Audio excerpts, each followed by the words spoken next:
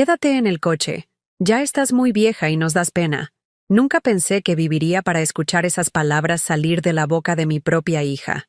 Hoy, voy a contarte algo que nunca pensé que contaría. Y si tú, por un segundo, sientes que esto te resulta familiar, solo te pido que dejes un like y te suscribas. Me ayudará a continuar desabafando. Mi nombre es Rosalía Jiménez. Tengo 72 años.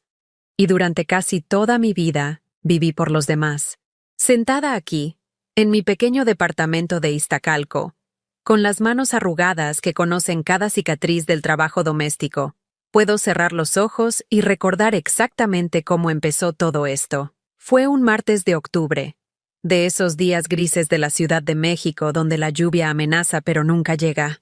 Estaba planchando mi vestido azul marino, ese que compré en el tianguis de San Cristóbal hace 3 años, cuando escuché el claxon del coche de Diego, mi yerno.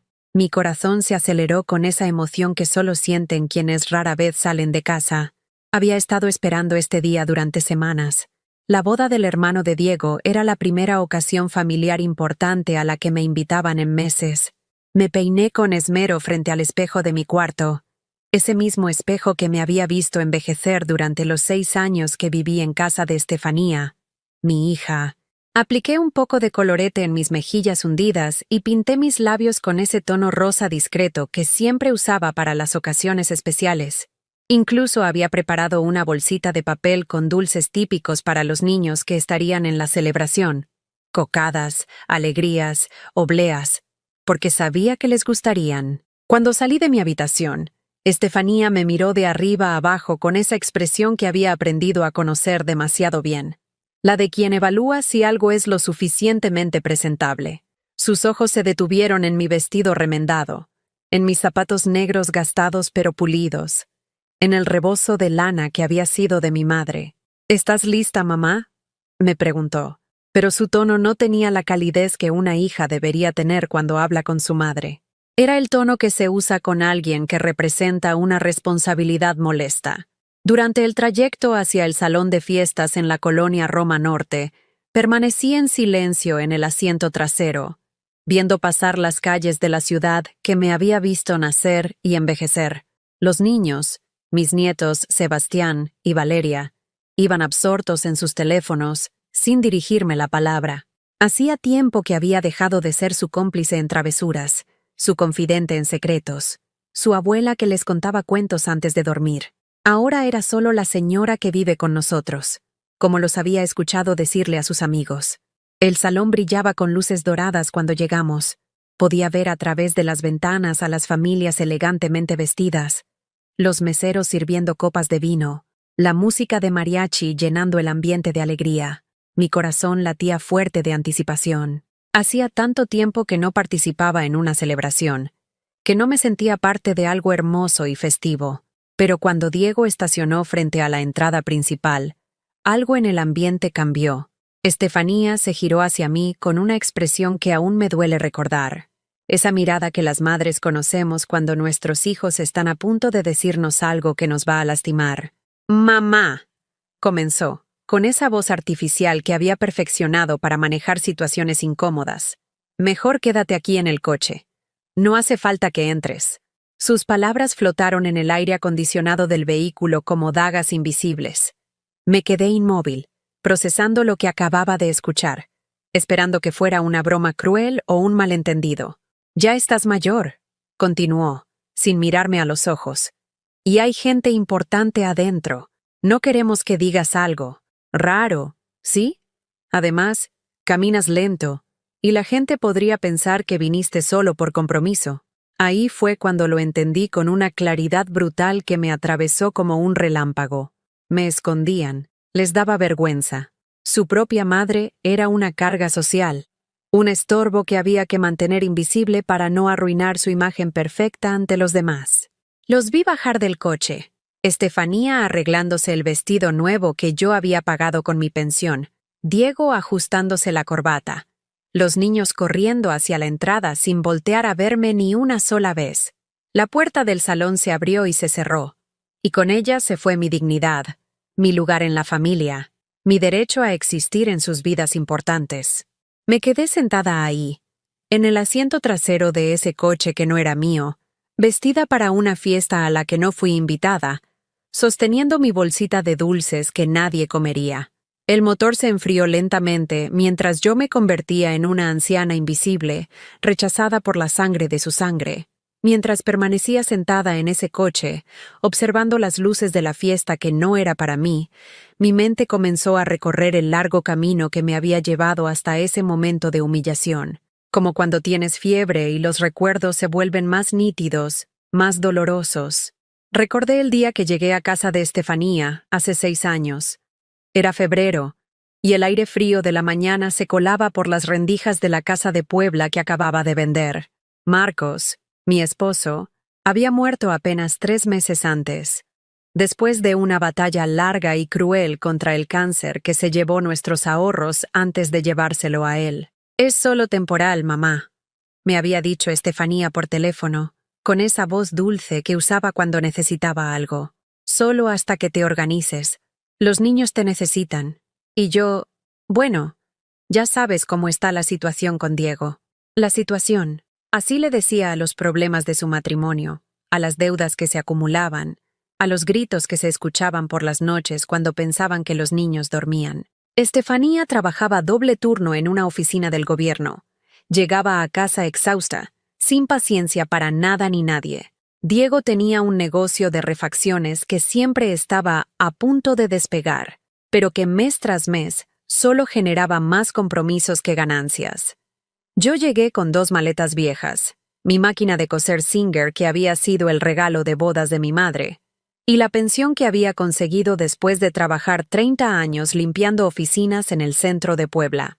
No era mucho, pero era mío, o eso creía. «Mamá, ¿podrías ayudarnos con el recibo de la luz este mes?», fue la primera petición. Era marzo, apenas llevaba un mes viviendo con ellos.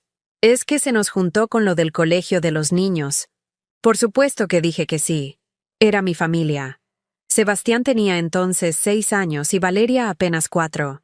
Eran mi debilidad, mis amores, la razón por la que respiraba después de que Marcos se fuera.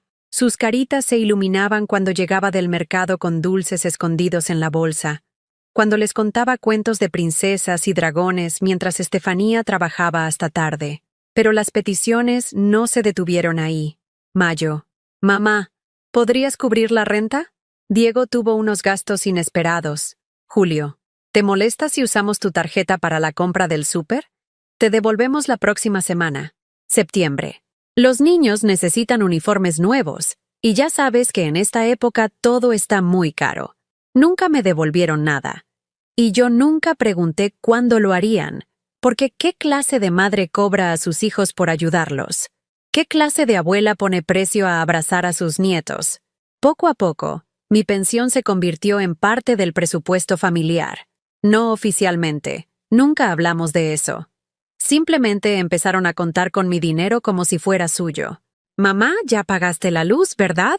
Rosalía, no olvides pasar por el súper». Mi nombre cambió de mamá a Rosalía, cuando comenzaron a tratarme más como empleada que como madre. Y no era solo el dinero. Me levantaba a las 5 de la mañana para preparar desayunos, planchar uniformes, alistar loncheras. Sebastián quería quesadillas con queso de Oaxaca. Valeria solo comía huevos revueltos con jamón. Diego tomaba café sin azúcar, pero con leche deslactosada. Estefanía necesitaba que su ropa estuviera impecable para la oficina.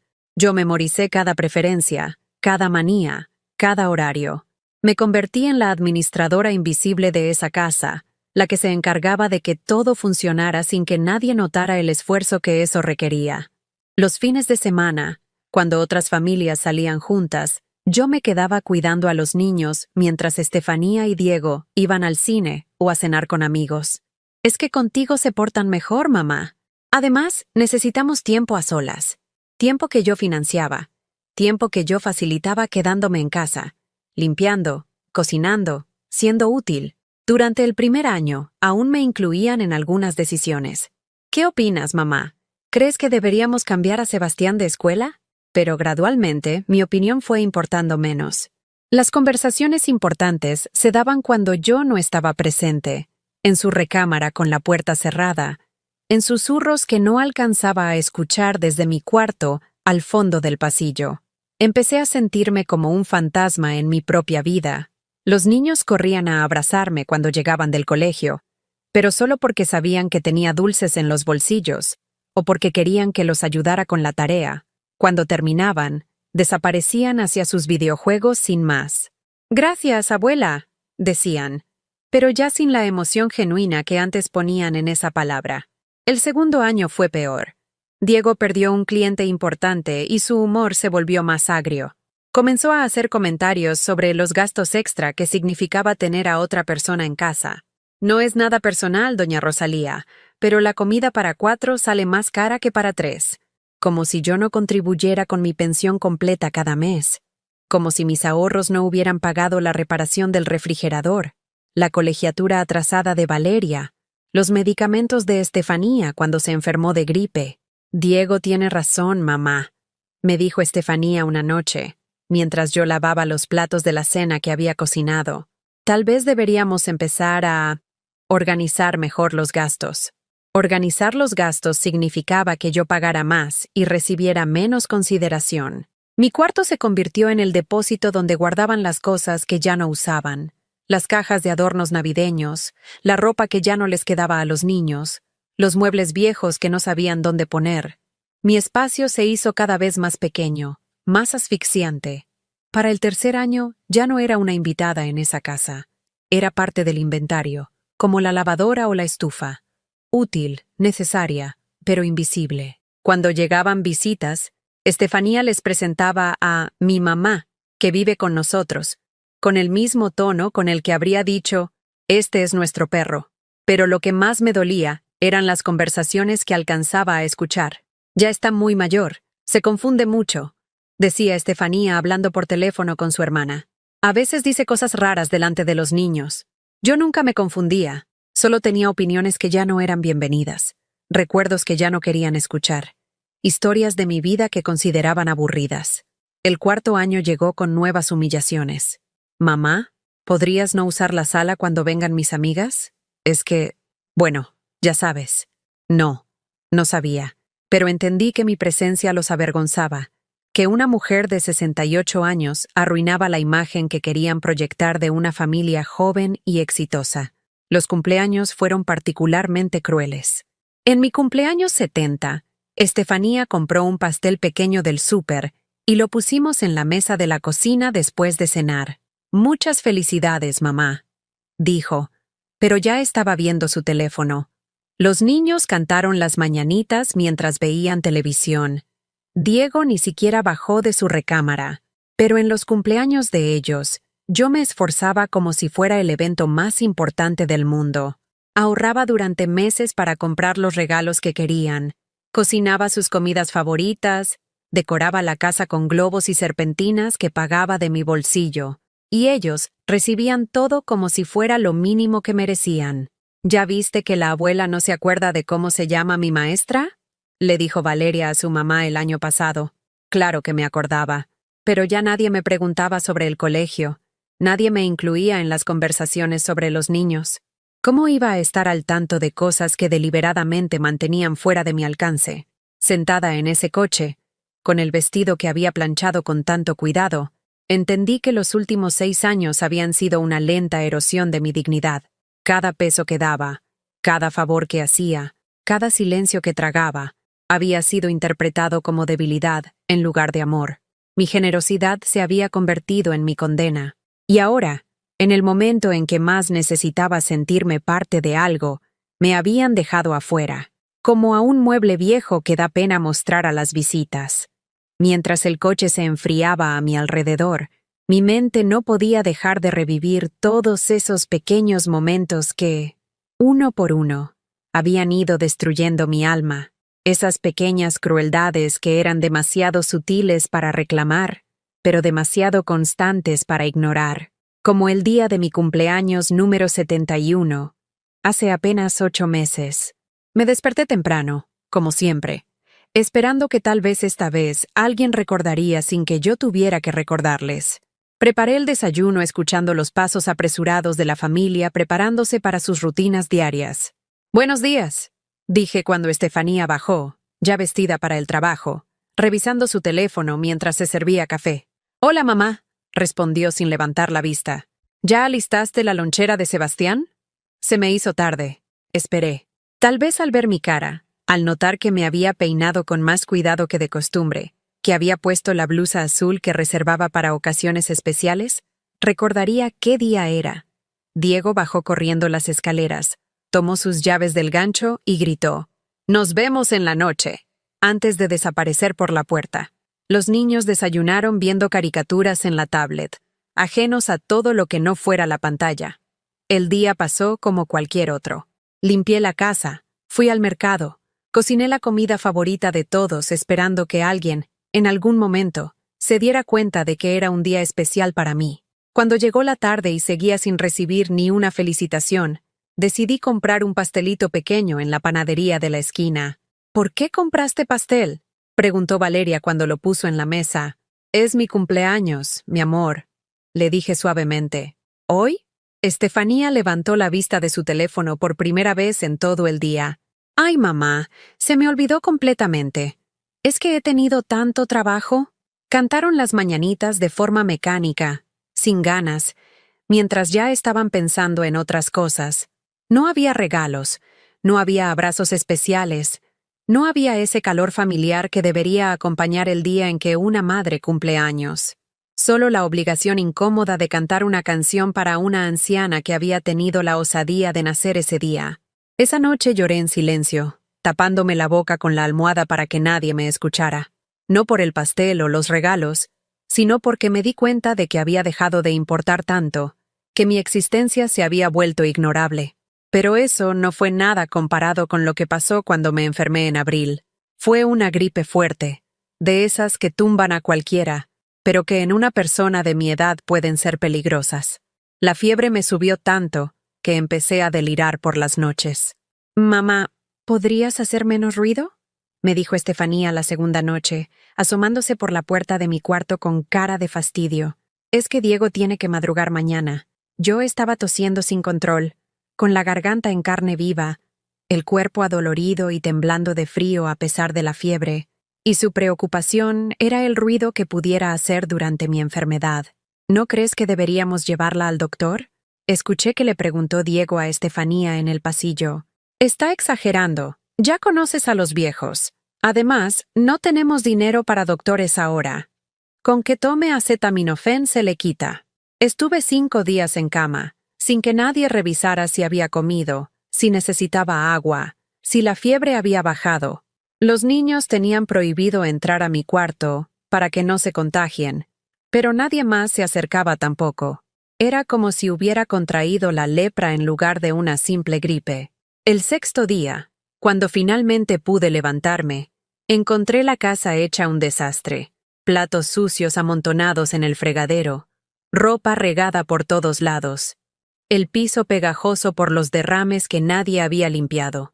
Me di cuenta de que solo me valoraban como empleada doméstica, porque en cuanto no pude trabajar, toda la casa se fue al caos. «Qué bueno que ya estás mejor, mamá», me dijo Estefanía cuando me vio limpiando la cocina, todavía débil y mareada. «Ya necesitábamos que alguien pusiera orden aquí. Las microagresiones se volvieron tan constantes que empecé a normalizarlas. Mamá, ¿podrías comer en la cocina hoy? Es que vienen los jefes de Diego a cenar. Rosalía, mejor no opines sobre la educación de los niños. Las cosas han cambiado mucho desde tu época. ¿Podrías no usar tanta agua caliente? La factura del gas está muy cara». Cada comentario era como una pequeña puñalada que se sumaba a las anteriores. Pero el momento en que todo se volvió insoportable fue 3 semanas antes de la boda, cuando descubrí la conversación de WhatsApp que no estaba destinada para mí. Estefanía había dejado su teléfono en la mesa de la cocina mientras se duchaba. Estaba sonando constantemente con mensajes, y cuando lo alcé para llevárselo, vi que tenía la pantalla abierta en un chat familiar llamado Planes sin R. R era yo, Rosalía. Mi corazón se detuvo cuando leí los mensajes. Era un grupo de WhatsApp donde estaban Estefanía, Diego, mi hermana Carmelita de Guadalajara, y hasta mis propios nietos, Sebastián y Valeria. ¿Ya decidieron qué van a hacer con la abuela el domingo? Había escrito Carmelita. La vamos a dejar en casa. Ya está muy sorda y siempre hace preguntas incómodas, respondió Estefanía. Además, ya no se viste bien, parece limosnera, agregó Diego. Ja, ja, ja, es verdad. La otra vez una señora en el súper le preguntó si necesitaba ayuda porque pensó que era indigente. Escribió Valeria, mi propia nieta, con emojis de risa. Mi abuela huele raro, había puesto Sebastián. Como a medicina vieja. Es que no se baña bien, ya no puede, contestó Estefanía. Y siempre cuenta las mismas historias aburridas de cuando era joven. ¿Por qué no la meten a un asilo? Preguntó Carmelita. Porque nos conviene que esté aquí. Su pensión paga casi todos los gastos de la casa, respondió Diego con total frialdad. Exacto. Es nuestra empleada doméstica gratis, agregó Estefanía. Solo hay que aguantarla un poco más hasta que se muera. Ja, ja, ja, ja, ja, eres terrible, escribió Carmelita. Pero es la verdad. Ya no sirve para nada más que limpiar y cocinar, y ni eso hace bien últimamente. El teléfono se me resbaló de las manos. Se estrelló contra el piso de la cocina con un ruido seco que resonó en mi pecho como si fuera mi propio corazón rompiéndose. Me quedé ahí parada, viendo la pantalla agrietada, procesando que mi familia había creado un grupo de WhatsApp específicamente para hablar de mí sin que yo lo supiera. No solo eso. Mis propios nietos, esos niños que había criado, alimentado, consolado durante años, se burlaban de mí. Me llamaban hedionida. Deseaban que me muriera. Y lo hacían riéndose, como si fuera el chiste más divertido del mundo. Estefanía salió del baño y encontró su teléfono roto en el piso. ¿Qué pasó aquí? Gritó. Se me cayó, murmuré, sin poder mirarla a los ojos. Ay, mamá, ¿puedes tener más cuidado? Ahora tengo que pagar para que lo compongan. No me disculpé. No dije nada. Solo recogí los pedazos de vidrio del piso, como había estado recogiendo los pedazos de mi dignidad durante años sin darme cuenta. Esa noche, mientras todos dormían, me senté en mi cuarto y miré las paredes llenas de cajas, los muebles viejos que ya nadie quería, la cama individual donde había llorado tantas noches de soledad. Me di cuenta de que me había convertido en lo que ellos decían, un mueble viejo, útil pero estorboso, que mantenían por conveniencia económica. Por primera vez en 6 años, me permití sentir rabia. No tristeza, no decepción. Rabia pura y limpia que me quemaba por dentro como un fuego que llevaba demasiado tiempo contenido. Me levanté, caminé hacia el espejo de mi tocador y me miré fijamente. Mi reflejo me devolvió la imagen de una mujer de 72 años, encorvada por el peso de la humillación, con los ojos apagados de quien ha perdido la esperanza. Rosalía Jiménez, me dije en voz baja, ¿qué estás haciendo con tu vida? Fue en ese momento, viendo mi propio rostro destrozado por años de menosprecio, que algo se rompió dentro de mí. Pero no se rompió hacia la tristeza, como siempre había pasado. Se rompió hacia algo diferente, algo que no había sentido en mucho tiempo. Se rompió hacia la determinación. Por primera vez en años, me pregunté si tal vez el problema no era que yo estaba vieja y estorbaba. Tal vez el problema era que había permitido que me trataran como si no valiera nada durante tanto tiempo que ellos habían llegado a creerlo. Y tal vez, solo tal vez, era hora de recordarles quién era Rosalía Jiménez, antes de convertirse en su empleada doméstica gratuita. 3 horas después, cuando finalmente regresaron de la boda, yo seguía sentada en ese coche, pero algo había cambiado en mi interior durante esas horas de soledad.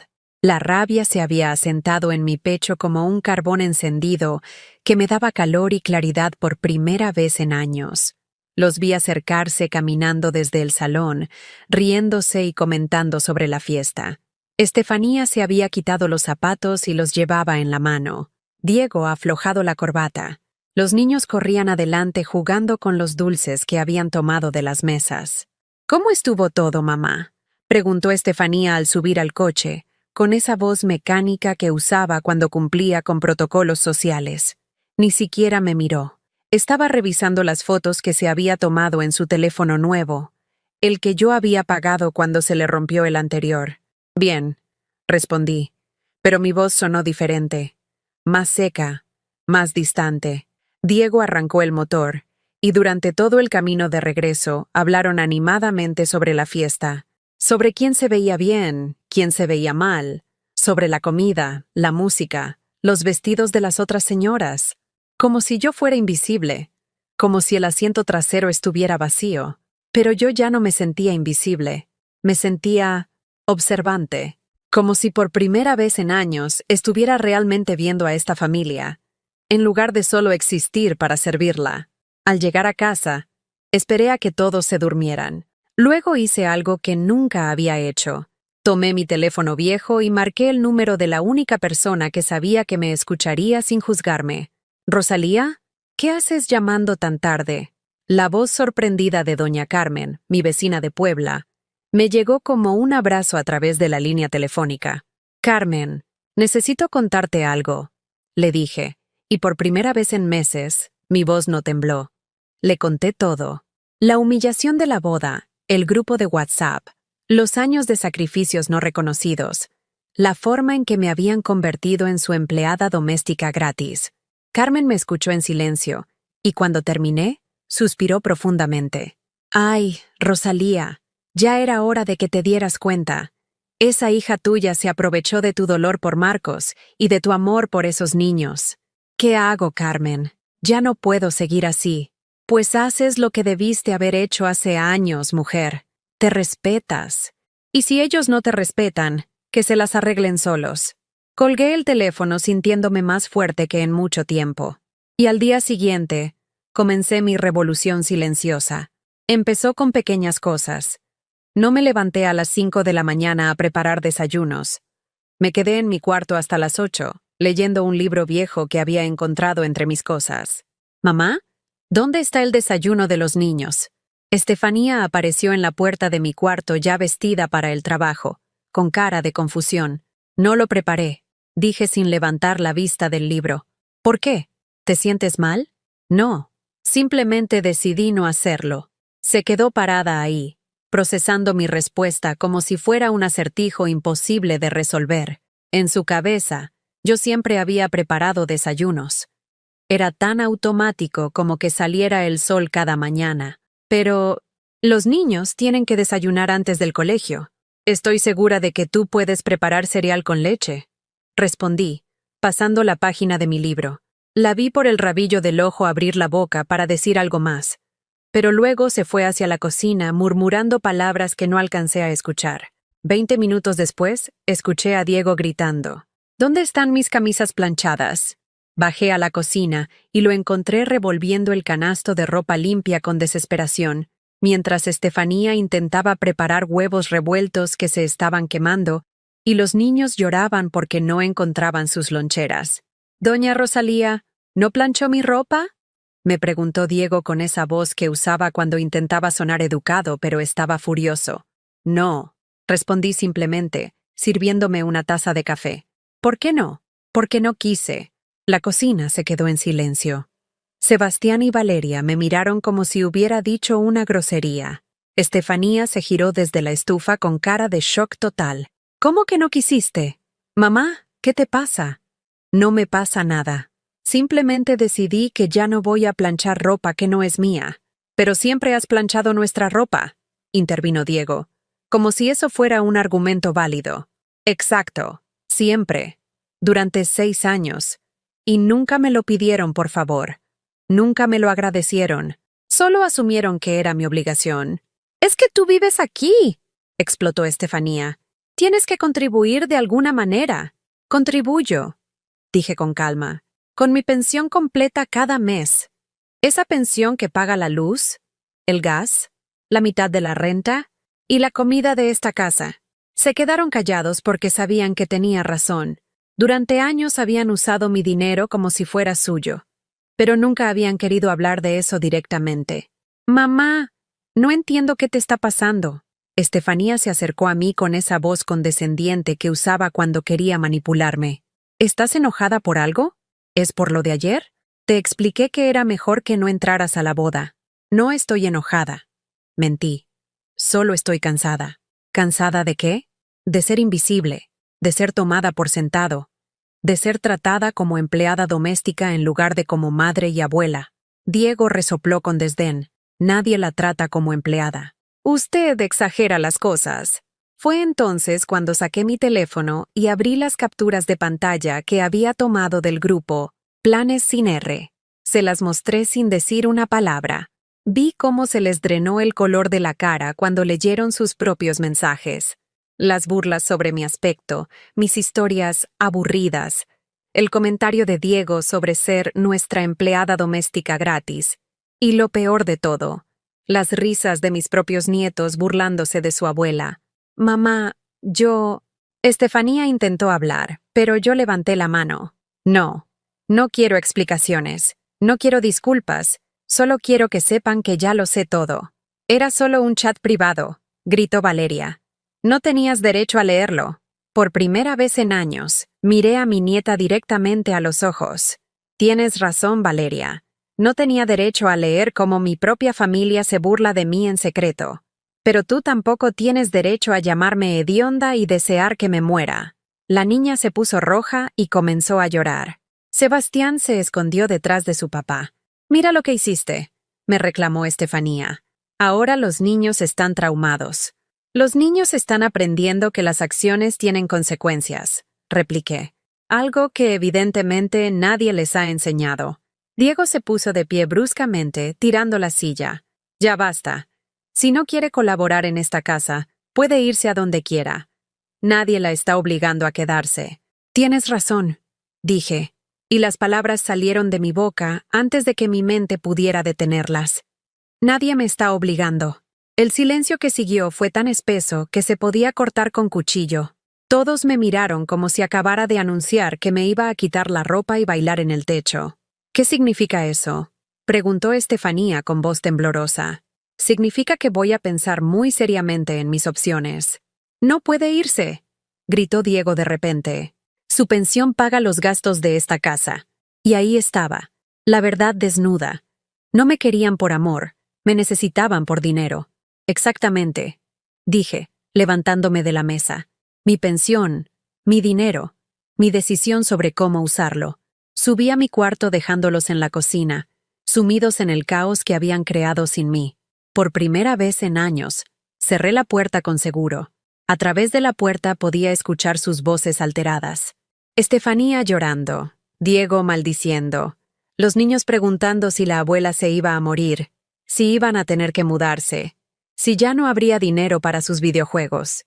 Pero yo ya no sentía culpa por sus problemas. Sentía liberación. Me senté en mi cama y miré alrededor del cuarto lleno de cajas y muebles viejos. Por primera vez en 6 años, no parecía un depósito. Parecía el cuarto de una mujer que estaba a punto de tomar la decisión más importante de su vida. Abrí mi vieja maleta, la misma con la que había llegado a esta casa hace 6 años, y comencé a planear mi escape.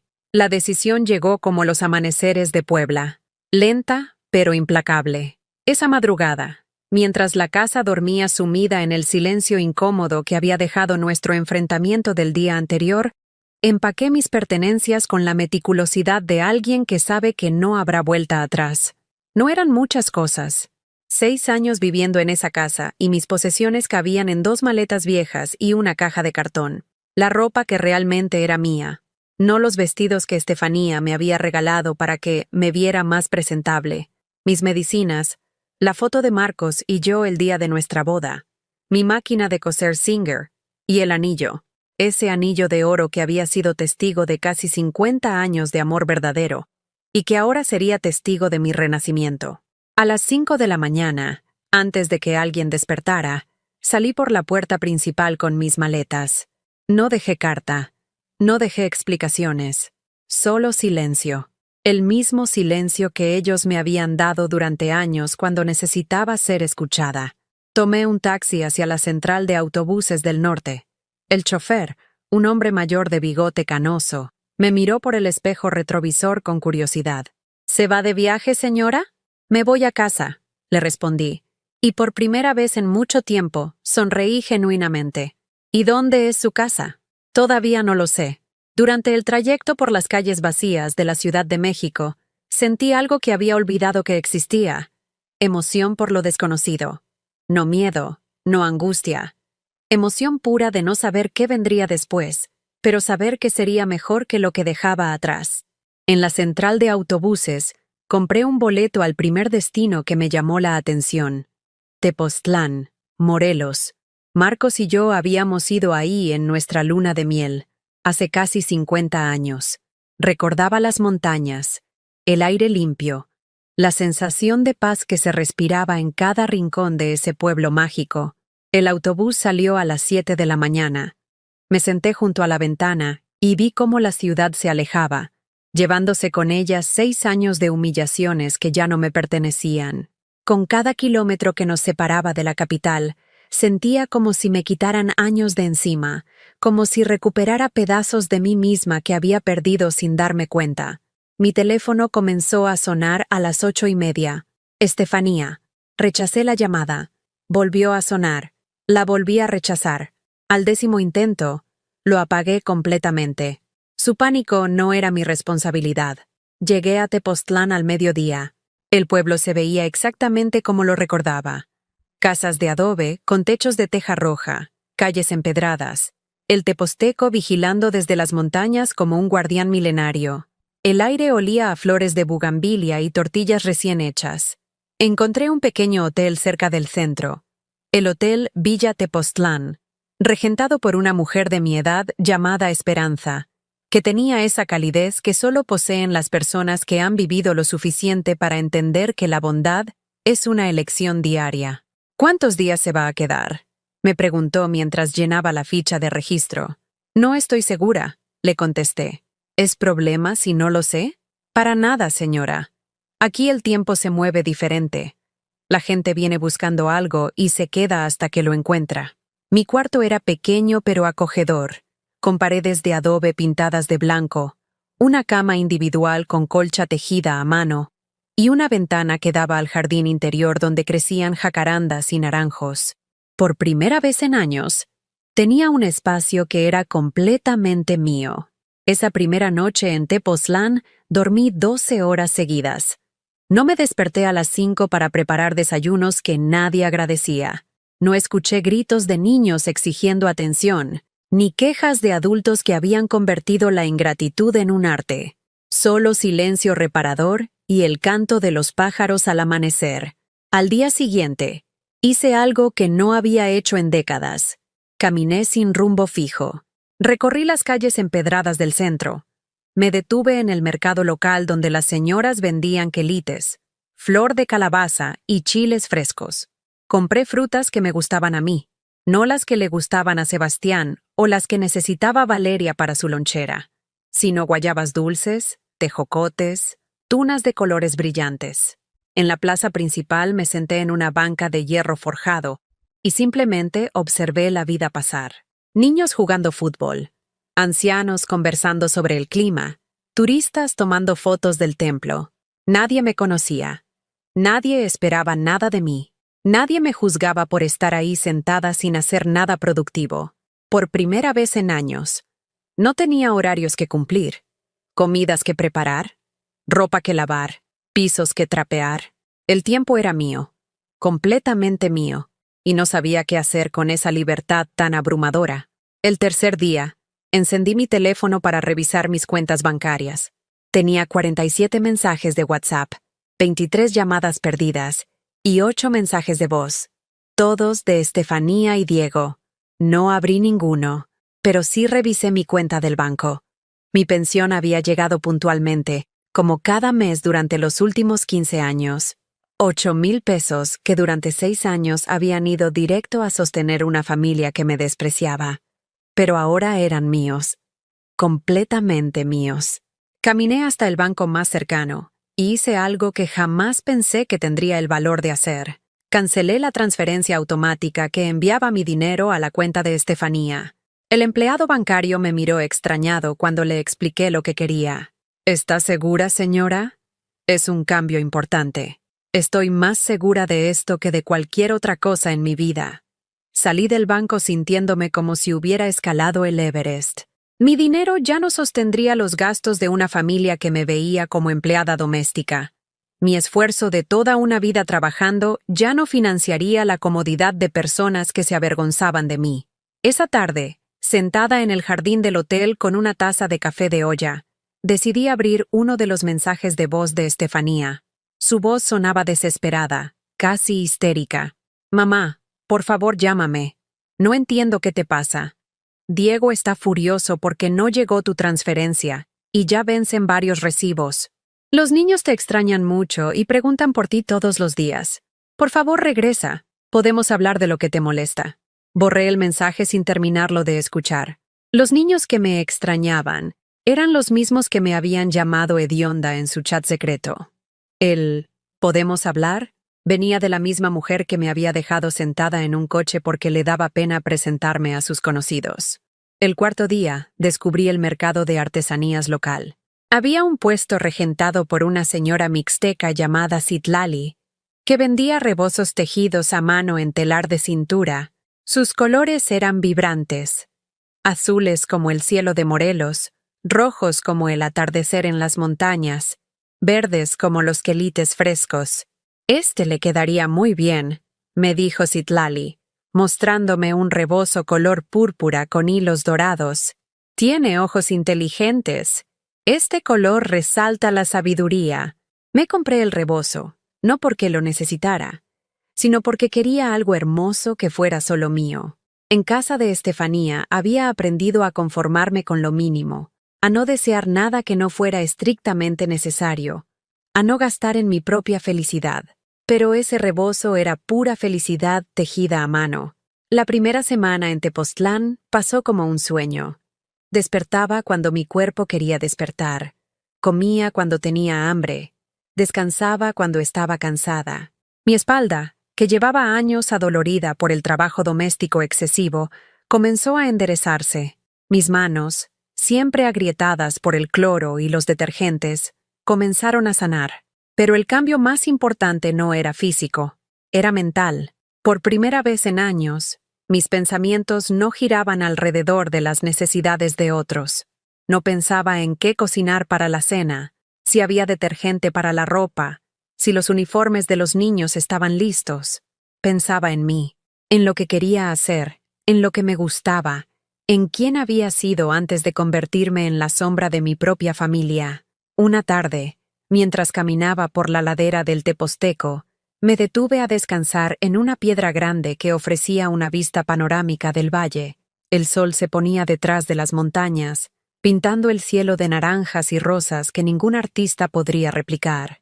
En ese momento de silencio absoluto, rodeada de la belleza ancestral de esas montañas sagradas, entendí algo que me cambió para siempre. Yo no era el problema. Nunca había sido el problema. El problema era que había permitido que me trataran como si no valiera nada durante tanto tiempo que hasta yo había comenzado a creerlo. Saqué mi teléfono y, por primera vez en una semana, escribí un mensaje. «Estoy bien. Estoy donde necesito estar. No regresen a buscarme». Lo envié al grupo familiar, ese mismo grupo donde durante años había sido invisible, excepto cuando necesitaban algo de mí. Luego apagué el teléfono nuevamente y volví a contemplar el atardecer. Por primera vez en décadas, estaba exactamente donde quería estar, siendo exactamente quien quería ser. Y se sentía como volver a casa después de estar perdida durante años. 2 semanas después de mi llegada a Tepoztlán, mientras desayunaba chilaquiles verdes en el pequeño restaurante de la plaza, esos chilaquiles que pedía porque me gustaban a mí, no porque fueran lo que otros querían comer, los vi llegar. Estefanía y Diego bajaron de un taxi colectivo con caras de cansancio y desesperación. Llevaban ropa arrugada, como si hubieran viajado toda la noche, y esa expresión de pánico que tienen las personas cuando se dan cuenta de que están perdiendo algo valioso. No por amor, sino por conveniencia. Los observé desde mi mesa junto a la ventana, sin moverme, mientras preguntaban a los locales por una señora mayor que llegó hace poco. La dueña del restaurante, doña Refugio, me miró interrogante. Yo negué con la cabeza suavemente. Ella entendió inmediatamente y les dijo que no sabía nada de ninguna señora. Pero Tepoztlán es un pueblo pequeño, y eventualmente alguien les diría dónde me hospedaba. Decidí no esconderme. Ya no era esa mujer que huía de los problemas o que se encogía ante los conflictos. Terminé mi desayuno con calma, dejé una propina generosa a Doña Refugio y caminé hacia el hotel. Los encontré esperándome en el lobby, sentados en esos equipales de cuero que crujían cada vez que se movían. Esperanza, la dueña del hotel, estaba tras el mostrador con esa expresión protectora que había aprendido a reconocer en las mujeres que entienden cuando otra mujer necesita apoyo. «Hola, mamá», dijo Estefanía, levantándose con una sonrisa forzada. «Te estábamos esperando». «Ya veo», respondí, manteniéndome de pie. No los invité a subir a mi cuarto. No les ofrecí asiento. No caí en la dinámica familiar de hacer que todos estuvieran cómodos mientras yo me sacrificaba. «¿Podemos hablar?», preguntó Diego, usando ese tono condescendiente que reservaba para tratar con personas difíciles. «Estamos hablando». «En privado», insistió Estefanía, mirando nerviosamente a Esperanza, que no disimulaba su curiosidad. «No», dije firmemente. «Todo lo que tengan que decirme pueden decirlo aquí». Se quedaron desconcertados. Durante 6 años, habían acostumbrado a que yo fuera maleable, complaciente, que cediera ante sus peticiones sin resistencia. Esta nueva versión de mí los tenía completamente desubicados. «Mamá, ya basta de berrinches». Estefanía cambió de táctica, adoptando esa voz autoritaria que usaba con los niños. «Ya te divertiste, ya hiciste tu drama.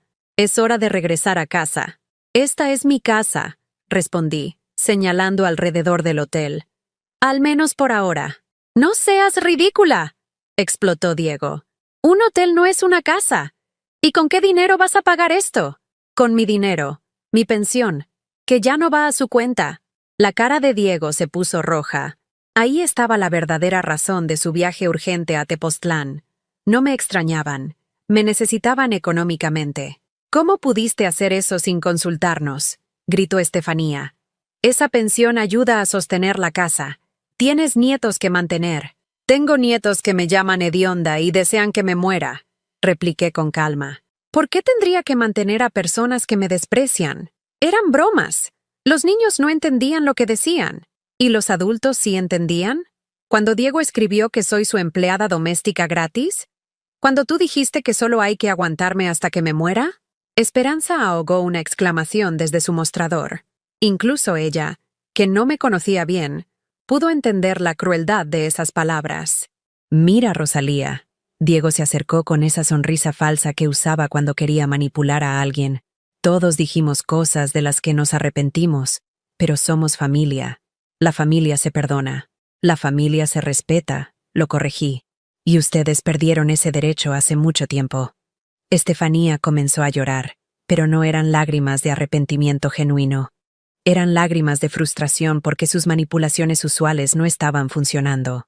«Mamá, por favor, los niños te necesitan». «Sebastián ha estado llorando todas las noches preguntando cuándo vas a regresar. El mismo Sebastián que escribió que huelo raro como medicina vieja. Ya te dije que era una broma. ¿Y cuándo se supone que debo empezar a reírme?» Diego cambió de estrategia completamente.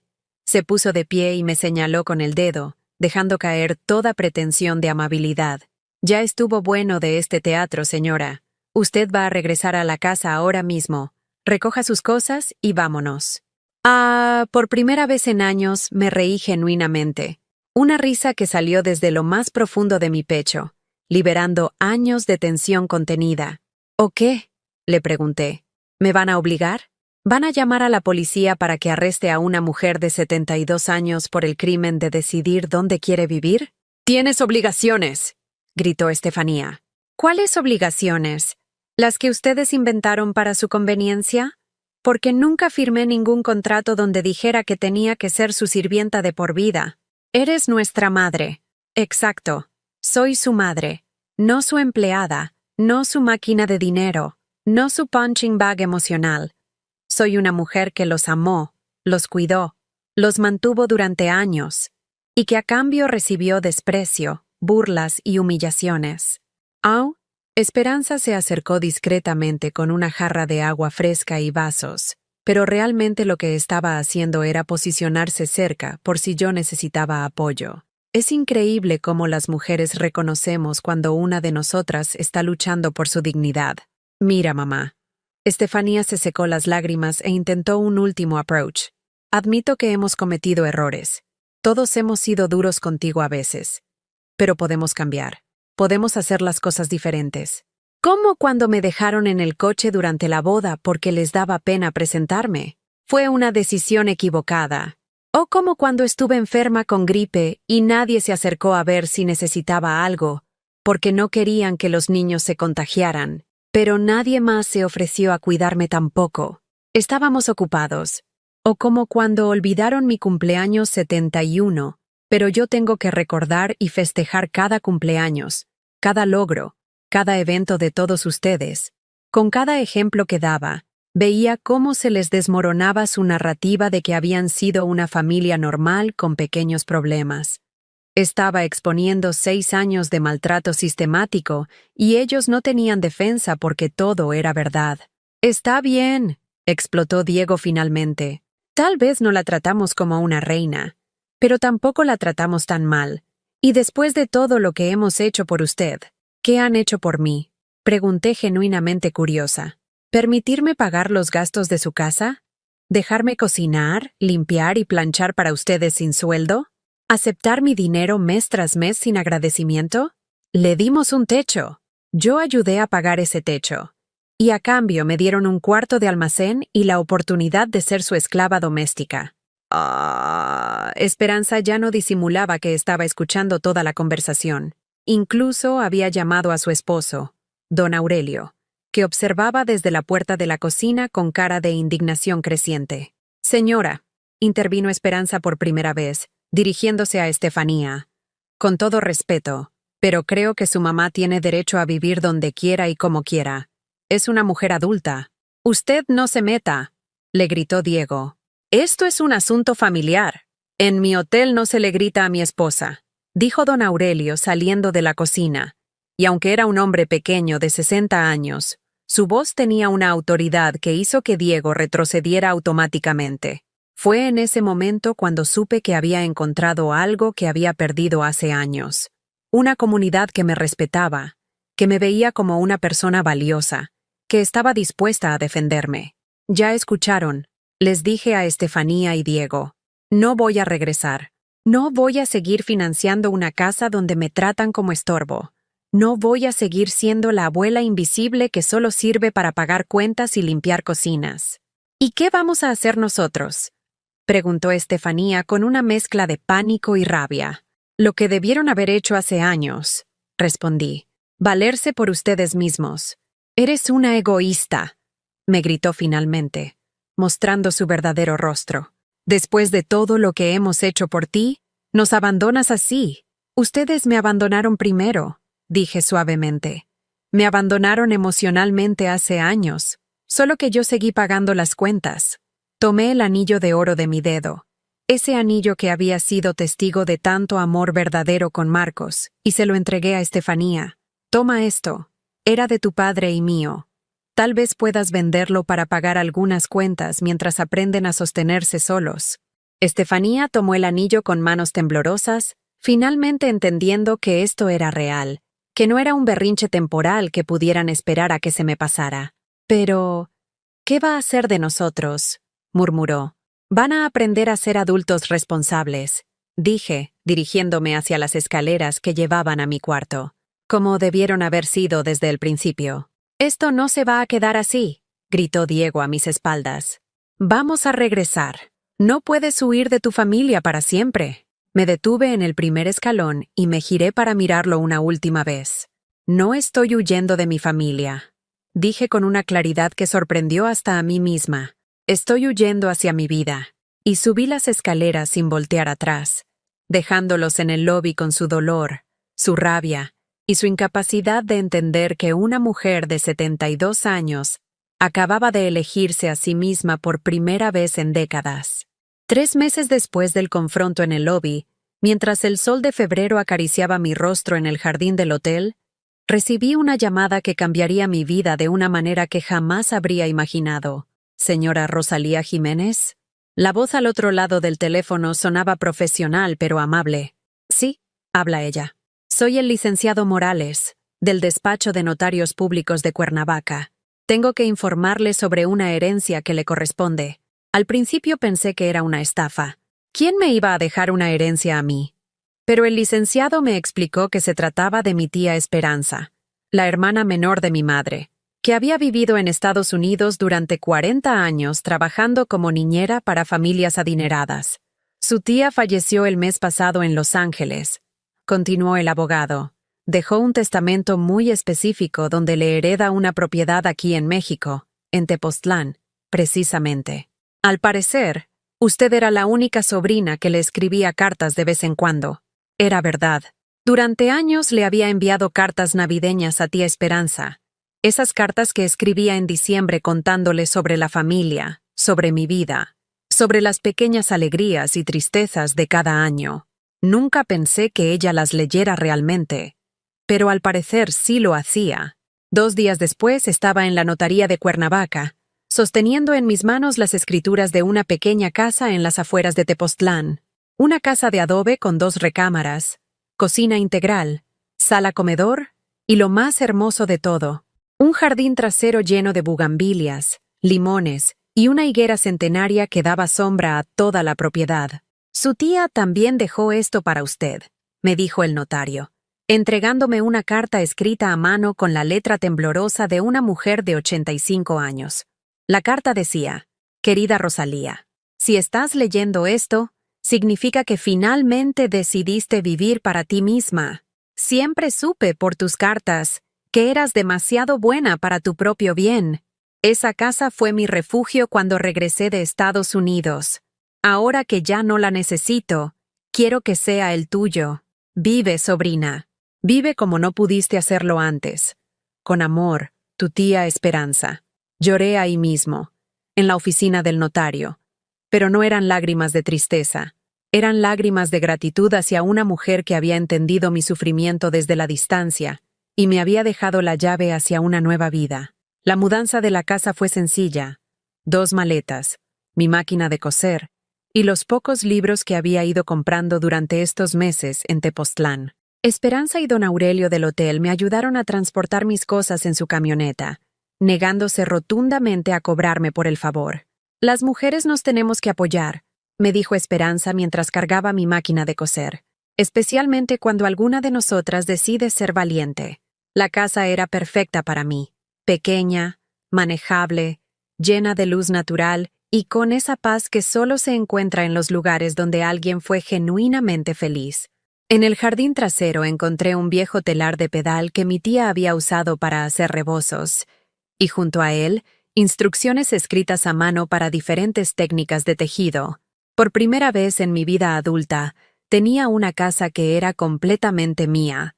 Nadie podía echarme, nadie podía criticar mis decisiones de decoración, nadie podía llenar mi espacio con cosas que no quería.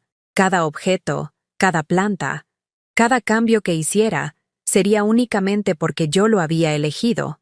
Los primeros días los pasé simplemente habitando la casa. Me levantaba sin prisa, preparaba café en la estufa de gas que funcionaba perfectamente, y me sentaba en el jardín a planear cómo quería que fuera mi nueva vida. No tenía que apurarme para preparar desayunos para otros, no tenía que planchar uniformes, no tenía que estar pendiente de horarios que no eran míos. El silencio de esos primeros días no era el silencio vacío de la soledad, era el silencio lleno de posibilidades infinitas. Decidí aprender a usar el telar de mi tía. Bajé al pueblo y busqué a Citlali, la señora mixteca que vendía rebozos en el mercado. Cuando le conté que había heredado el telar de mi tía Esperanza, sus ojos se iluminaron. Claro que la conocía. Doña Esperanza compraba mis hilos más finos. Era una tejedora exquisita. ¿Usted sabe tejer? No, pero quiero aprender. Perfecto. Le voy a enseñar. Pero le advierto, tejer en telar no es solo hacer tela. Es meditar, es sanar, es conectarse con las mujeres que vinieron antes que nosotras. Tenía razón. Cada tarde me sentaba en el telar de pedal, siguiendo las instrucciones de mi tía y los consejos de Citlali. Al principio mis dedos eran torpes. El hilo se enredaba, los patrones me salían disparejos. pero había algo profundamente sanador en el ritmo repetitivo del telar, en el sonido suave de los hilos entrelazándose, en ver cómo algo hermoso surgía de mis propias manos. Mi primer rebozo fue modesto, azul claro con hilos plateados, simple pero elegante. Cuando se lo mostré a Citlali, sonrió con esa sabiduría que tienen las mujeres que han visto muchas transformaciones. Este rebozo cuenta la historia de una mujer que está aprendiendo a valorarse, me dijo. Mire cómo los hilos están más firmes hacia el final. Eso pasa cuando una encuentra su fuerza. Con el tiempo, mi técnica mejoró. Empecé a experimentar con colores más vibrantes, patrones más complejos. Tejía rebozos, manteles, tapetes para la casa. Cada pieza que terminaba me daba una sensación de logro que no había experimentado en años. Estaba creando belleza con mis propias manos, no para complacer a otros, sino por el puro gozo de crear. Citlali me sugirió que vendiera algunas piezas en el mercado local. Su trabajo es muy bueno, señora Rosalía, y el dinero extra nunca viene mal. Monté un pequeño puesto los fines de semana en el mercado de artesanías. Al principio me daba pena estar ahí, ofreciendo mi trabajo a los turistas. Pero pronto descubrí que había algo maravilloso en ver cómo la gente apreciaba lo que yo había creado. Mujeres de todas las edades se detenían a tocar mis rebozos, a preguntar sobre los patrones, a escuchar las historias que yo tejía junto con los hilos. ¿Cuánto tiempo le toma hacer uno de estos?, me preguntó una señora de Ciudad de México que había venido a pasar el fin de semana. Depende del patrón, pero usualmente una semana trabajando 3 horas diarias. ¿3 horas nada más? Es que ya no tengo prisa, le expliqué. Antes vivía corriendo para complacer a otros. Ahora tejo cuando quiero tejer, como quiero tejer. La mujer compró 2 rebozos y me dijo algo que me quedó grabado. Se nota que los hizo con amor propio. Eso es raro de encontrar. Los domingos por la mañana desarrollé una nueva rutina. Caminaba hasta la iglesia del pueblo, no tanto por devoción religiosa, sino porque me gustaba la sensación de comunidad que se respiraba ahí. Después del servicio, las señoras del pueblo se quedaban platicando en el atrio, intercambiando recetas, chismes inofensivos, consejos sobre plantas medicinales. Por primera vez en años, tenía conversaciones donde yo no era solo la que escuchaba los problemas de otros, sino donde también podía compartir mis propias experiencias, mis propias opiniones, mis propias alegrías. Las señoras me trataban como a una igual, como a alguien cuya perspectiva valía la pena escuchar. Doña Rosalía, me dijo un domingo doña Socorro, una mujer de 75 años que había criado 8 hijos. Usted se ve diferente desde que llegó al pueblo. Más, ¿cómo le diré? Más encendida. Me siento encendida, admití, como si hubiera estado apagada durante años y apenas ahora recordara cómo brillar. Una tarde de abril, mientras regaba las plantas de mi jardín, recibí una visita inesperada. Sebastián, mi nieto de 12 años, apareció en mi puerta con una mochila escolar y cara de haber llorado. Abuela, me dijo con voz temblorosa, ¿puedo quedarme contigo un rato? Mi primer instinto fue abrir los brazos y recibirlo como siempre había hecho. Pero me detuve. Esta nueva versión de mí necesitaba entender qué estaba pasando antes de actuar. ¿Tus papás saben que estás aquí? No. Me vine en autobús. Ahorré dinero de mi domingo. ¿Por qué? Porque ya no aguanto estar en la casa. Mamá y papá pelean todo el tiempo por dinero. Valeria le echa la culpa a todo el mundo de que ya no tenemos para cosas extras. Y yo quería pedirte perdón. ¿Perdón por qué? Por haber escrito esas cosas horribles de ti. Por no haberte defendido cuando mamá decía que eras problemática. Por no haber notado que eras la única que realmente se preocupaba por nosotros. Sus palabras me llegaron directo al corazón, pero también activaron mi nueva sabiduría. Sebastián había venido hasta aquí porque necesitaba algo de mí, no necesariamente porque había cambiado realmente. Sebastián, le dije suavemente, agradezco tu disculpa, pero necesito que entiendas algo. No voy a regresar a ser la abuela que era antes. No voy a regresar a casa de tus papás. No voy a volver a poner las necesidades de otros antes que las mías. Lo sé, murmuró. Solo quería Solo quería estar en un lugar donde me quieren sin tener que hacer nada a cambio. Esa frase me desarmó completamente. Porque era exactamente lo que yo había estado buscando toda mi vida. Un lugar donde me quisieran sin tener que ganarme ese amor cada día con trabajo y sacrificios. Le preparé un vaso de agua de Jamaica y nos sentamos en el jardín bajo la sombra de la higuera. «Puedes quedarte esta noche», le dije, «pero mañana te voy a regresar a tu casa. Y también voy a hablar muy claramente con tus papás sobre lo que está pasando». Por primera vez en meses, abracé a uno de mis nietos. Pero fue diferente. No era el abrazo desesperado de una abuela que dependía de ese cariño para sentirse valiosa. Era el abrazo sereno de una mujer que había aprendido a amarse a sí misma y que podía amar a otros desde esa plenitud, no desde la carencia. 6 meses después, mientras el sol de agosto se filtraba entre las hojas de mi higuera, me senté en el jardín con una taza de café de olla y el último rebozo que había terminado. Un tejido en tonos dorados y naranjas que brillaba como un amanecer entre mis manos. Había pasado casi un año desde que salí de casa de Estefanía con mis 2 maletas, y ahora, contemplando la vida que había construido desde cero, apenas podía reconocer a la mujer quebrada que había sido dejada en un coche porque le daba pena a su propia familia. Mi teléfono sonó. Era Sebastián. «Abuela, ¿puedo venir a verte este fin de semana? Pero no porque tengo problemas, sino porque quiero aprender a tejer». Sonreí. En estos meses, mi nieto había venido a visitarme regularmente, pero había sido un proceso lento de reconstruir nuestra relación sobre bases completamente nuevas. Ya no era el niño que venía corriendo a buscar dulces en mis bolsillos. Era un muchacho de 12 años que había aprendido a valorar los momentos de paz en mi casa, donde nadie gritaba, donde las conversaciones fluían sin tensión, donde podía ser simplemente un niño sin la presión de las crisis económicas de sus padres. «Por supuesto que puedes venir», le dije. «Citlali dice que los hombres también pueden ser excelentes tejedores». Después de colgar, mi mente viajó hacia los cambios que había presenciado en estos meses. Estefanía había intentado contactarme varias veces al principio, alternando entre súplicas desesperadas y reproches amargos. Pero gradualmente, las llamadas se habían espaciado. La última vez que hablamos, hace 2 meses, su tono había sido diferente, menos demandante, más reflexivo. «Mamá», me había dicho con una voz que sonaba cansada pero más madura, Creo que tenías razón en muchas cosas. No sabíamos lo que teníamos hasta que lo perdimos. ¿Te refieres a mi dinero?», le pregunté directamente. «No. Bueno, sí, también. Pero me refiero a ti. A tenerte ahí, siempre disponible, siempre cuidando de todo. No nos dimos cuenta de que te estábamos matando poco a poco». Habían sido palabras difíciles de escuchar, no porque me lastimaran, sino porque llegaban cuando yo ya había sanado esa herida y construido algo completamente nuevo sobre sus cenizas.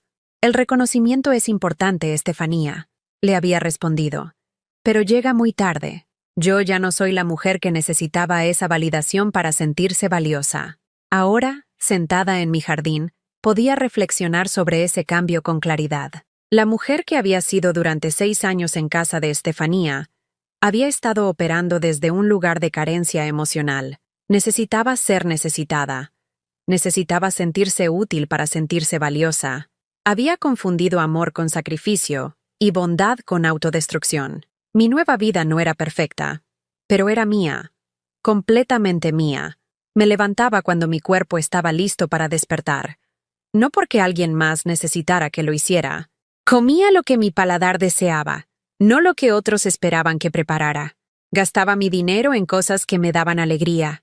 Lana de colores vibrantes, libros que me enseñaban nuevas técnicas de tejido, plantas para mi jardín, o simplemente en la libertad de no tener que rendir cuentas a nadie sobre cada peso. Había aprendido la diferencia entre soledad y estar sola. Soledad era lo que había sentido durante años rodeada de familia que me ignoraba. Estar sola era esto. La paz de mi propia compañía, la libertad de mis propios pensamientos, la alegría de mis propias decisiones. Doña Socorro tenía razón cuando decía que me veía encendida. Había recuperado una chispa que creí perdida para siempre. En el mercado, Los turistas a menudo comentaban sobre la energía que irradiaban mis tejidos, sobre cómo parecían hechos por alguien que realmente amaba lo que hacía. Es que ahora tejo para mí, les explicaba. Durante años hice todo para otros. Ahora creo belleza porque me da placer crearla, no porque alguien más la necesite. Una tarde de la semana pasada, mientras organizaba mis hilos por colores, encontré una foto vieja que había traído en mis maletas.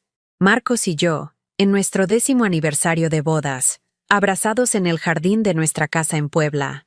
Ambos sonreíamos con esa felicidad genuina de las personas que se aman sin condiciones, sin demandas, sin expectativas de perfección. Marcos había amado a la mujer auténtica que yo era, no a una versión domesticada y servicial. Con él nunca tuve que ganarme el amor cada día con tareas domésticas o sacrificios silenciosos. Con él había sido suficiente ser simplemente Rosalía. ¿Te hubiera gustado esta versión de mí?, le susurré a la foto. Esta mujer que por fin aprendió a quererse a sí misma, porque eso era lo que había logrado en estos meses. Aprender a quererme. No era algo que me hubieran enseñado de joven. En mi generación, a las mujeres nos criaron para amar a otros, para cuidar a otros, para existir en función de otros. El amor propio se consideraba vanidad o egoísmo. Pero ahora entendía que amar a otros desde el vacío personal es insostenible. Es como tratar de dar agua de un pozo seco.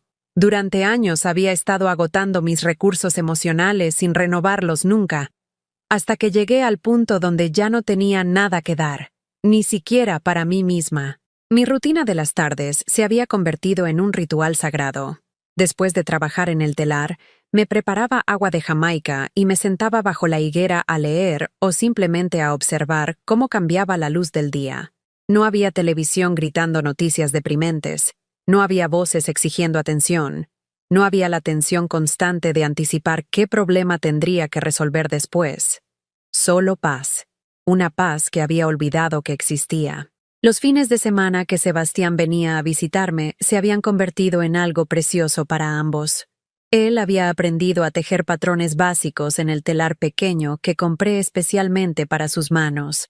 Mientras trabajábamos juntos, hablábamos de cosas que nunca habíamos podido conversar en casa de Estefanía, de sus sueños, de sus miedos, de cómo se sentía vivir en una casa llena de estrés financiero. «Abuela», me había dicho la semana pasada mientras desenredaba hilos azules, «cuando sea grande, quiero tener una casa como la tuya, donde uno puede escuchar sus propios pensamientos».